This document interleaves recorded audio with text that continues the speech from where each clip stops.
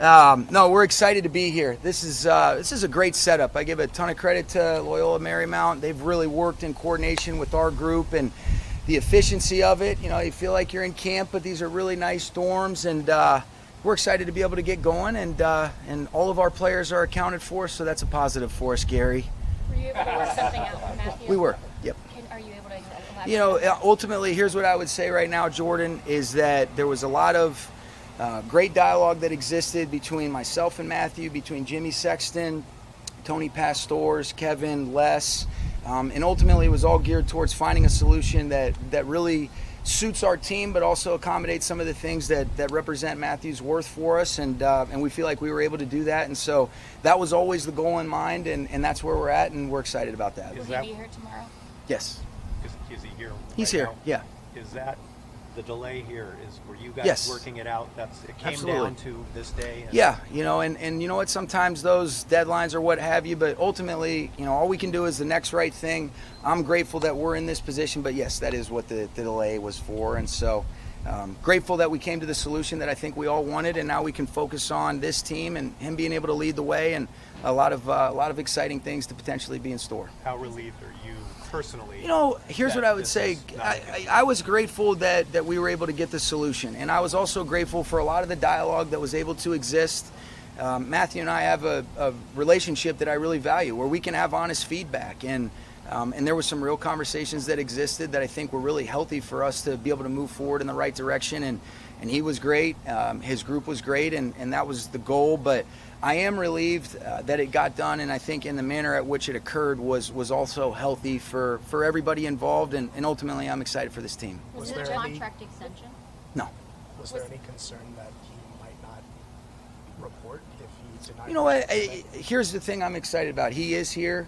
We were able to solve that, and so I'm going to focus on the things that we can control, and fortunately we don't have to really worry about those things. Was this solely about what was previously reported, the money part of it, or were there? You know, other here's what I would factors say. There's been a lot of things that I've seen out there, Jordan, and a lot of the things, and I don't want to say somebody wasn't accurate, but we were able to get the solve. I was able to, we were able to have an understanding of what was important. We were able to articulate it from both perspectives, and I think the ultimate thing was about, coming to a solution and finding that common ground. We were able to do that, and that was the goal. But I do want to be careful in getting into too many of the particulars. What I am grateful for is that we were able to solve whatever that issue was, and now here we are, and I'm excited to be able to talk about football and how we move forward. So just to be clear, respectfully, there was some financial component, but also there were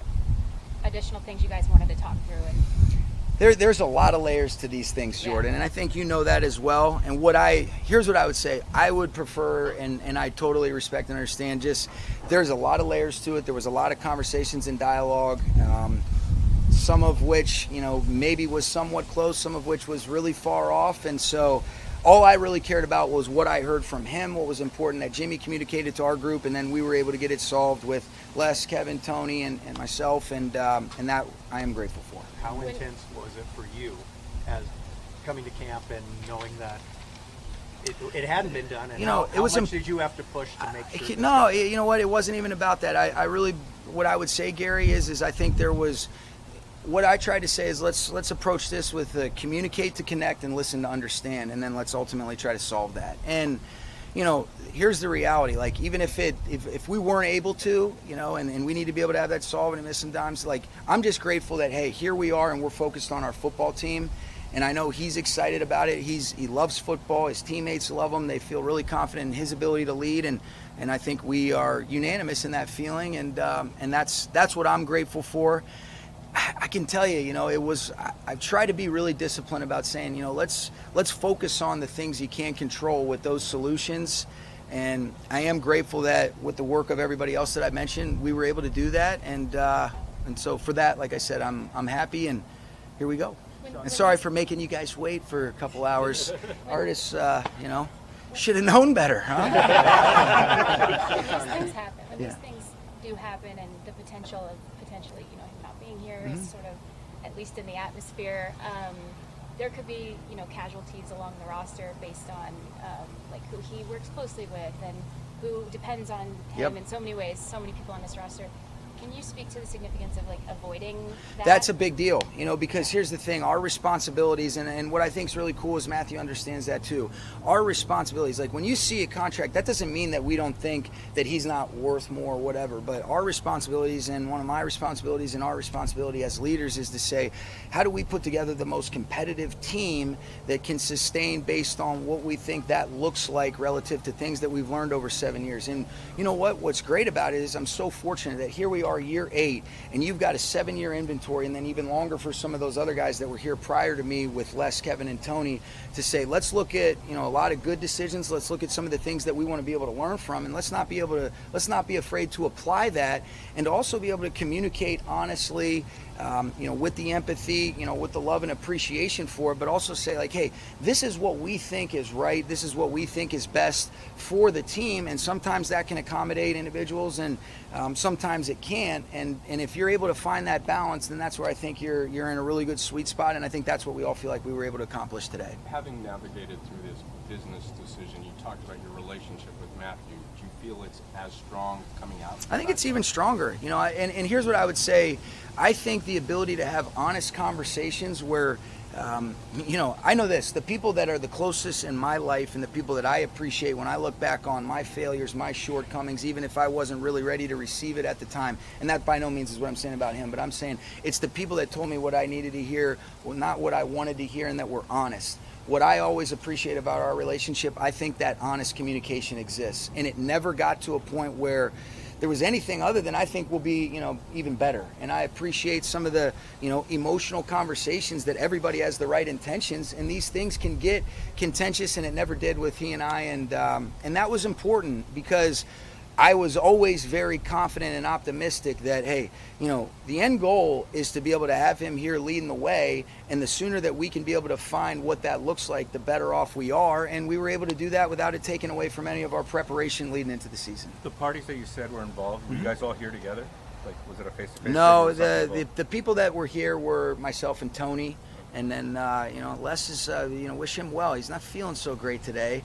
But I think he's got the fever, man. He's at home. He was on the phone with us, and then Kevin was on the phone as well.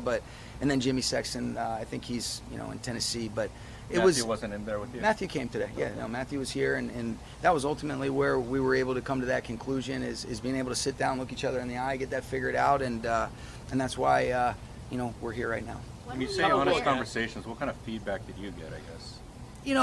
Here's what I would say, and I don't want to get too specific in regards to like our dialogues, but what I mean by that is that on things that are business oriented, there's a lot of personal relationships that are developed in the midst of these journeys that we're on every single year and as a coach. There are business elements that you can't ignore, but being able to acknowledge the fact that, hey, these are business conversations, hey, could be wrong. This is what our beliefs are. We can agree that maybe we're seeing it a little bit differently. Let's try to, like I said, communicate, to connect, listen, to understand. But I know this. I just reflect back on sometimes, even when I've been in these circumstances, you get emotional, whatever, and I think the relationship and the communication prevailed here, and that's what, that's what I'm happy about. He just signed the last deal in 22, and the market changed dramatically, as it always does. Yeah. What have you guys sort of taken from this experience? Obviously, I hear you that it wasn't all financially related, but in terms of that increase so significantly, and then what you guys have learned about managing the position and the roster accordingly? Well, I think every single one of those is a little bit individual entity in regards to, okay, which situation are we talking about? What are the things that are important to their group? Because you see a lot of things that are reported, and then let's really dive into the weeds of what's the accurate thing and what's important to the party, whether it be the player, the agent, to the club for the team build. And so here's what I've learned. I've probably learned and kind of dove into the weeds on this stuff to be able to at least have an educated opinion to where, hey, I'm not saying that I'm right, but this is our thoughts based on what our responsibilities are as leaders of this team. And then you're able to apply that and have reasonable conversations accordingly. But Matthew it was great to be able to talk, with Matthew, understand what was important. It's a unique situation, when you look at it, because, all right, he's played so long, he's earned the right to be in the positions that he's in, but I don't think any situation is really created equal. But I would say I have an idea of what the market looks like a little bit more than I would have thought, going back about 6 months. But ultimately, I'm happy where we're at right now, Jordan. When were you first aware that he wanted an adjustment done to his contract? Probably when you guys asked me at the draft.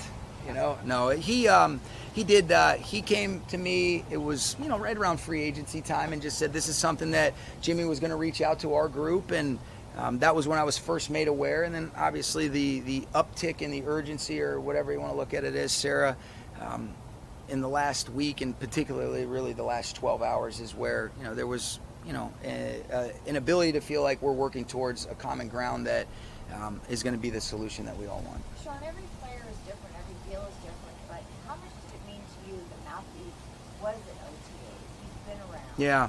And, he's here today. It meant a lot, Maria, because I thought there was a lot of work to be gained. Certainly you don't take for granted that, hey, there's been a break. You got to be able to really build the foundation the right way. But I thought there was a lot of good things that we were able to at least get the groundwork laid for with what you can accomplish in OTAs. And then, the good players, these great players, they elevate their teammates. They provide a certain sense of confidence.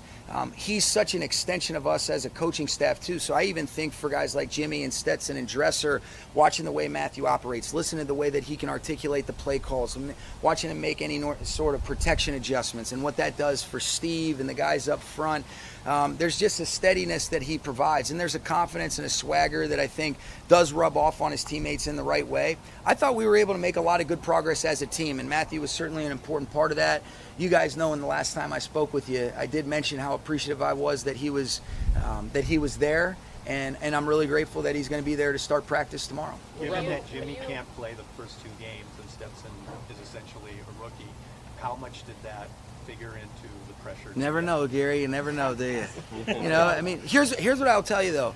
Those are so far, in the horizon. Like, if there's one thing I've tried to do, and when you reflect on it, it's like, all right, let's control the things you control. Let's not try to solve problems that really aren't imminent right now. That's potentially something off in the horizon, but we didn't have to get to that point. Here's what I will say is super impressed with, obviously, Matthew in the offseason. I thought Stetson made tremendous growth. I thought Jimmy Garoppolo looked like the guy that I've seen playing at a really high level, and that gives me confidence. I love the way I watched Dave Ragone lead that room, and the way those guys are receptive to what Dave or Mike are coaching, and they took steps in a direction that they got better. And that's ultimately our goal. How much can we continuously improve? How much can we really believe that's what's important? Not get caught up in the things that there's a lot of uncontrollables, and I thought that quarterback room was a great reflection of that. And ultimately, I thought Dave Ragone was a really helpful for all of those guys to take those steps. Jordan and Dave, we'll wrap it up after that. Any questions about anything else? If I can ask too, I promise I have one about other good. people. But, Good. Were you aware of or prepared for the potential of a holdout in this case? Here's what I would say. Out of respect for the situation, and I want to be consistent with it, there was communication that existed, and fortunately, here's where we are, and it didn't have to be able to get to that. And on the rest of the roster, is anyone going on PUP? Higbee will be the only one. There's a couple guys, and then we're in the midst of Reggie's going through. There might be something that comes up that when I circle back with you guys, whenever that is, and I'll make you wait for 3.5 hours then.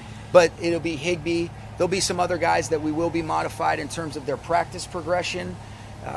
But that won't limit their ability to partake in the walkthroughs with you guys that have been here in terms of how we're operating in those 4-day blocks. And so Higbee will be the only one in the true PUP category. That's to my knowledge right now. All right. Sean, you've had a couple of training camps under your belt at UC Irvine. Coming to LMU, new campus, does anything change, or has it been the same? It's the same as what I think what I really appreciate is there's a great setup, really convenient. Everybody's been great. We're obviously just getting in the midst of it, but, when we got here yesterday as coaches, I thought it was set up in a really convenient manner. You get a chance. What a great opportunity to feel this cool weather and the nice breeze. It's not going to be like that at Woodland Hills at our facilities when we move over there. But so far, so good. I do think that some of the transitions will be a little bit more convenient in terms of optimizing and being efficient with the guys' times, and that was a big catalyst for being able to come here as well. Thank you. Thanks, guys. You guys, that's all you had. You guys suck. You're like afraid to go to the bathroom, man. Come on.